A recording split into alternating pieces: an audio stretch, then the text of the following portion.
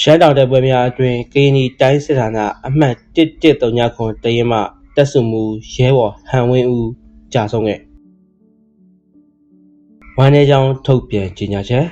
်မြို့သားညီညွတ်ရေးအစိုးရ NUG ကာကွယ်ရေးဝန်ကြီးဌာနလက်အောက်ရှိရှမ်းတောင်ကယားကရင်နီတိုင်းစစ်ဌာနအမှတ်1139တရင်မှတပ်စုမှုအဖြစ်တာဝန်ထမ်းဆောင်နေတဲ့ရဲဘော်ဟန်ဝင်းဦးကိုပိုင်အမှတ် P311072000 ဟာ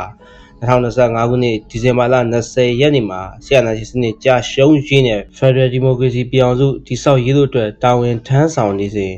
ဖားဆောင်မြို့နယ်ထူချောင်းတိုက်ပွဲမှာမြင့်မြတ်စွာအသက်ပေးလူကြာဆုံးသွားခဲ့ရတာပဲဖြစ်ပါတယ်။ရဲဘော်ဟန်ဝင်းဦးဟာတော်လှန်ရေးတာဝန်များကိုကျေပွန်စွာထမ်းဆောင်ခဲ့သည့်အလျောက်မိမိတို့မှများစွာယူကျုံမိရဖြစ်ရပြီးကျေးသောမိသားစုဝင်ညီကိုမောင်နှမများနဲ့အတူထပ်တူထပ်မျှဝမ်းနည်းကြေကွဲရပါတယ်။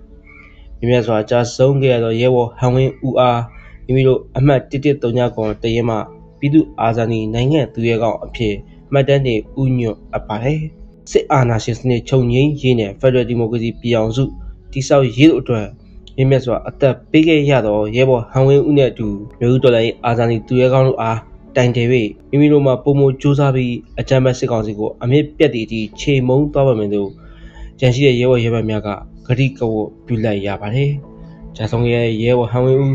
းကောင်းရာဒုက္ခတိလာပါစေလို့အမှတ်1139တရင်ကဝမ်းနဲ့ကြေကွဲခြင်းများစွာဖြစ်ထုတ်ပြန်ထားခဲ့တာလည်းဖြစ်ပါတယ်။ခုကြာဆုံးခဲ့ရတဲ့အမှတ်1139တရင်ရဲ့တပ်စုမှုရဲဘော်ဟန်ဝင်းဦးဟာကြာဆုံးချိန်မှာတော့အသက်20အရွယ်သားရှိနေခဲ့သေးတာလည်းဖြစ်ပါတယ်။အနာသိန်းစားကဆိုရင်အသက်15နှစ်အရွယ်သားရှိနေသေးမဲ့အရွယ်လေးပဲဖြစ်ပါတယ်။ဒီလိုအသက်အရွယ်ငယ်ငယ်လေးနဲ့ထမ်းမှုထားရတဲ့တော်လှန်ရေးတာဝန်တွေကကြီးမားလွန်းလာပါတယ်။ဒီတာဝန်တွေကိုကျွန်တော်တို့ကဘယ်သူမှမပေးထားတဲ့လူငယ်တွေကသူတို့ရဲ့မတရားမှုတွေနဲ့လွတ်လပ်ခွင့်တွေဆုံးရှုံးသွားခဲ့ရတဲ့အခါသူတို့ရဲ့ကိုယ်တိုင်အသိစိတ်ဓာတ်တွေနဲ့တော်လှန်ရေးကိုဝင်ရောက်လာကြရင်လမ်းခုလက်မှာပဲမြင့်မြတ်စွာအသက်ပေးလူကြာဆုံးသွားခဲ့ရတာဖြစ်ပါတယ်။ဒီလိုမြင့်မြတ်တဲ့ပေးဆက်ခြင်းတွေအတွက်လည်းကျွန်တော်တို့အားလုံးကအသိမှတ်ပြုကြဖို့လိုအပ်ပါတယ်။တော်လှန်ရေးနဲ့ပြည်သူအားလုံးရဲ့သူရဲကောင်းအာဇာနည်အဖြစ်ကျွန်တော်တို့အားလုံးကအတိမတ်ပြုမှသာဒီလိုအညာတရဆုံးရှုံးရမှုတွေကိုဂုဏ်ပြုမှတ်တမ်းတင်နိုင်မှာလည်းဖြစ်ပါတယ်။2005ခုနှစ်မှာမွေးတဲ့ကလေးလေးတဲ့ဒါပေမဲ့တရင်တစ်ဖွဲ့မှာယူထားတဲ့တာဝန်ကတက်စုမှုတဲ့ဒီဒေါ်လာရေးဒီအခင်းချင်းမှာလူငယ်တွေရဲ့အရေးအသွေးတွေနဲ့အရေးချင်းတွေကိုမြင်တွေ့ခဲ့ရတာလည်းဖြစ်ပါတယ်။လူငယ်တွေဟာအပိနှိမ့်မခံခြင်းစိတ်နဲ့လွတ်လပ်ခွင့်တွေအတွက်အကြမ်းဖက်ဖက်စစ်ဆရာနာရှင်တွေကိုတွန်းလှန်ကြတာဖြစ်ပါတယ်။ဒီလိုတွန်းလှန်မှုတွေကြောင့်ပဲဖက်စစ်စစ်တပ်ဟာတမိုင်းမှာမကြုံတွေ့ရတဲ့ရှုံးနိမ့်မှုမျိုးတွေကိုအကြိမ်ကြိမ်ရင်ဆိုင်နေခဲ့ရပြီးဒေါ်လာရင်းတပ်ဖွဲ့ဝင်တွေရဲ့အားကောင်းလာမှုတွေကိုလည်းအခုနောက်ပိုင်းမှာမြင်တွေ့နေခဲ့ရတာလည်းဖြစ်ပါတယ်။ဒီလိုဆက်လက်အားကောင်းပြီးအောင်မြင်ဖို့အတွက်ကျွန်တော်ကြံရှိတဲ့ပြည်သူတွေအားလုံးကလည်းဒေါ်လာရင်းကိုနေ့တိုင်းပါဝင်နေကြပြီးအမြဲမပြတ်ထောက်ပံ့နေကြဖို့လိုအပ်ပါတယ်။ထောက်ပံ့တဲ့ပြည်သူတွေအနေနဲ့ကလည်း YouTube channel လေးဒေါ်လာရင်းထောက်ဖို့ YouTube channel ကိုကြည့်ပြီး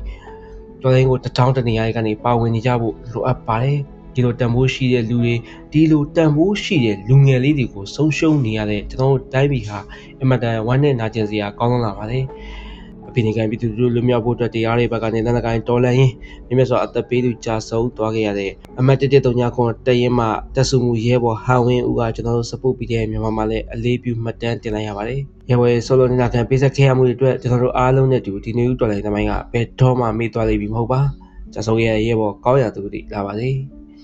ဘာစေဂျမန်ဆီယာနာရှင်တွေကိုမြစ်ပြတ်ချေမုံရင်တော်လိုင်းမှာကြာဆုံးသွားခဲ့တဲ့သူရဲကောင်းအာဇာနည်တွေရဲ့အကြောင်းကိုဝမ်းနဲ့ကြေကွဲဂုဏ်ယူလေးစားခြင်းများစွာဖြင့်အလေးပြုမှတ်တမ်းတင်နေတဲ့ Support PDF မြန်မာ YouTube Channel ကိုနားဆင်နေကြတာပဲဖြစ်ပါတယ်။ Support PDF မြန်မာ YouTube Channel ကိုကြည့်ရင်တော်လိုင်းမှာနောက်နေရာကနေပါဝင်နေကြဖို့တိုက်တွန်းလိုက်ရပါတယ်ခင်ဗျာ။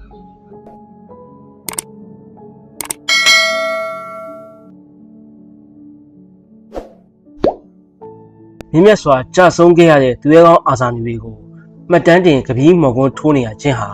ာမြန်မာလူဦးတော်လှန်ရေးမှာရဲဘော်တွေရဲ့အသက်တွေဘဝတွေအိမ်မက်တွေကိုစွန့်လွတ်ပေးဆက်ခဲ့ရပြီးတိုက်ယူခဲ့ရကြောင်းတမိုင်းရဲ့စာမျက်နှာတွေမှာမှတ်တမ်းတင်ထားခြင်းလိုပဲဖြစ်ပါတယ်။ကြာဆုံးခဲ့ရတဲ့သူရဲကောင်းတွေကိုဘယ်တော့မှမမေ့ပါနဲ့။မြန်မာနိုင်ငံရဲ့ရမှာ Federal Democracy နိုင်ငံပေါ်ထွန်းလာရေးအတွက်အဖိနိကန်ပြည်သူနဲ့အတူတရားတဲ့ဘက်ကနေလက်နက်ကင်တွေပဲဖြစ်စီလက်နက်မကင်တွေပဲဖြစ်စီတိုက်ပွဲဝင်နေကြတယ်ပြည်သူကာကွယ်ရဲဘော်များအတွက်ထောက်ဖို့ပြည်သူများအနေနဲ့ ရရနေရာတွေကနေအုတ်တစ်ချက်တဲတပွင့်အနေနဲ့အမြဲမပြတ်ပါဝင်နေရဖို့ကိုလည်း support PDF မြန်မာကတိုက်တွန်းလိုက်ရပါတယ်အရေးတော်ပုံအောင်ရမည်